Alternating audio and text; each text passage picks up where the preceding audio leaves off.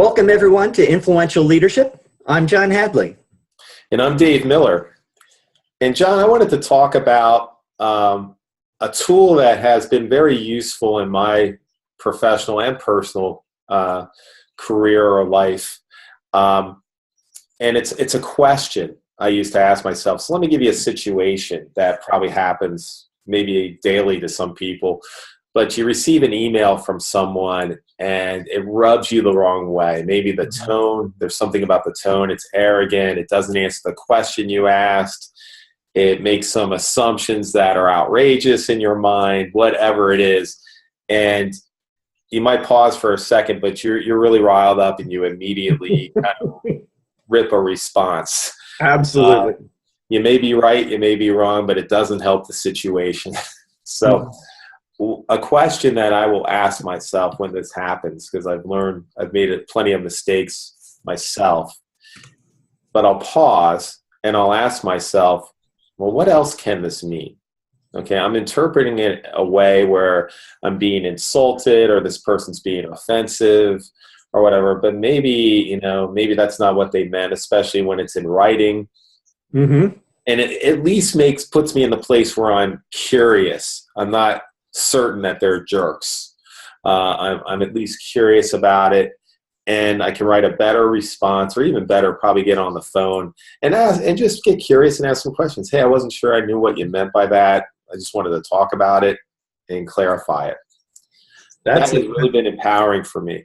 Yeah, that makes so much sense, because I think sometimes it's even just as simple as a word or a phrase they use that's a pet peeve of mine that triggers something in me. Oh yeah. Yeah. Do you have an example in mind? Like the term professional.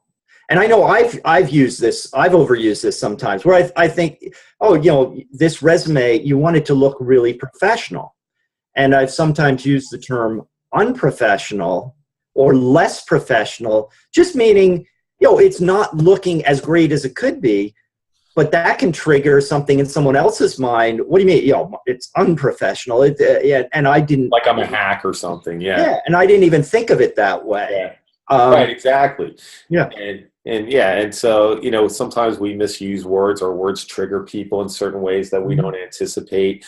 And I'll tell you another situation where this comes up is a lack of response or silence. Oh yeah. This happens a lot, like when you're selling, the prospects don't respond, or a client doesn't respond, a colleague, whatever.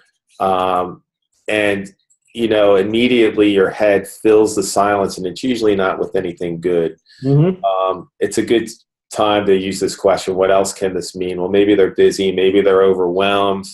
Let me try them again. I just had a situation where I had a great meeting with someone. We talked about a next step. He says, yeah, let me know, and send me an email. So I sent him an email that very afternoon. Had not heard for a week from him. I'm thinking, well, maybe, I was over anxious. There's, all this stuff went through my head. All the insecurities came forth. And I said, no, you know what? Let me just try him again. So I sent it again, saying, just making sure you got this. Sure enough, he did not get the first email, and he said, oh, no, I didn't get this, so thanks for sending this. And immediately we set up a meeting. Mm-hmm. So it was good I didn't say, hey, thanks for ignoring my email. Right. Dip man, or whatever name you call it, not that I even thought about doing that, but sometimes we do, Oh, yeah. We probably all have stories, right? Oh yeah. I had a good friend who was consultant.